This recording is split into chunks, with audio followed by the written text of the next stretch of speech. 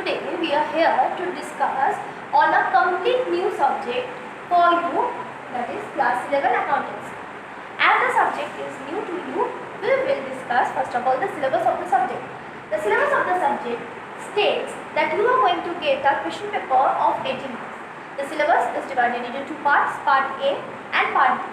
Part A is financial accounting 1 and part B is financial accounting 2. Now, in financial accounting 1, we have two units. Unit 1, that is theoretical framework, and Unit 2, that is accounting process. In theoretical framework of the financial accounting, we will know what accounting is, the basic theory of accounting, the limitations of accounting, the advantages of accounting, accounting terms, accounting users, who uses the accounting information, and finally we will move on to the accounting principles, concept and conventions of accountancy. In Unit 2, we will try to know about the accounting process and various types of accounts, how do we maintain the accounts for the organizations, and we will come to know about the source document of the accounting process. We will know how to record from the source document of the accounting process. We will know about journal, ledger and the various books of accounts that has to be maintained by a business organization, and detailed study of the books of accounts will be done in Unit 2, that is accounting process. Coming up to part B, we have financial accounting 2. Under this part B, we have two more units, Unit 3 and Unit 4. Unit 3 states financial statements of sole proprietorship from complete and incomplete records. Now, what these financial statements are? We are required to calculate what a sole proprietorship earns. Now, what is sole proprietorship?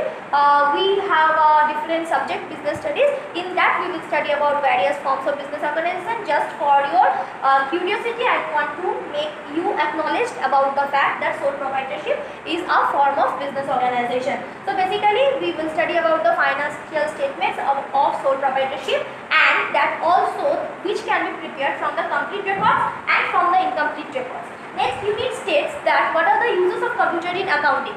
So this was the total syllabus of class 11 accountancy, which is divided into two major parts, part A and part B, and the parts are further divided into various units. Now these units are further segregated into various chapters which will be mentioned in your textbook. Now which textbook we are going to follow this session? We are going to follow the NCERT textbook of accountancy class 11 for the whole session.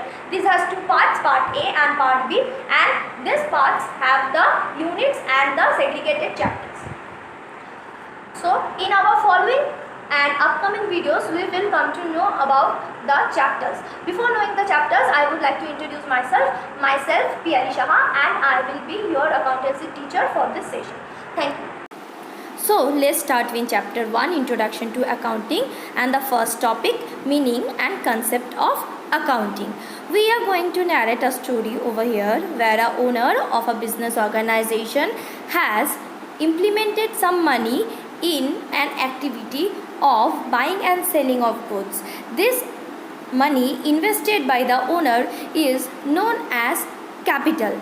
Now, for running the activity of the business, the owner has to buy some property. For buying this property, some money is required. Any money used by the business activities which is provided by the owner is known as capital invested. So we learn any money provided by owner is known as capital invested. The property used for the business organizations are known as asset of the business organization. Now, for running the business organization, some payment of money are made. These are known as expenses. Other than these payments, if the business organization in shortage of money, then the owner will go and borrow from either his friend or from any other organization which provides loan, that may be a bank or some another institution such as financial institution, and it is termed as liability. Now the owner decides that after making so many expenses, carrying out the activities of doing business, how much income has the organization earned. To know about the earnings of the organization, there has to be profit or loss calculation. This profit or loss can be calculated from the difference between income and expenses. If the income is more, it's a profit. If expenses are more, it's a loss. Finally, the business organization can determine its financial position with the help of profit and loss calculated by the business. And this calculation can be obtained with the help of accountancy or accounting. Thus, to attain all this information, accountancy is very important. Now, let us know what is accountancy. We can say accounting is the process of identifying, measuring, recording and communicating the required information relating to economic events to the interested users for helping them making decisions. Now let us discuss each step of accounting process in details. First, we have identifying. What business has to identify? Its expenses, that is how much money it has spent. Its revenue, that is how much money it has earned. Next is measuring, whether all activities of business are measured in terms of money or not. The amount of expenses, the amount of income is required to be noted. Next, recording.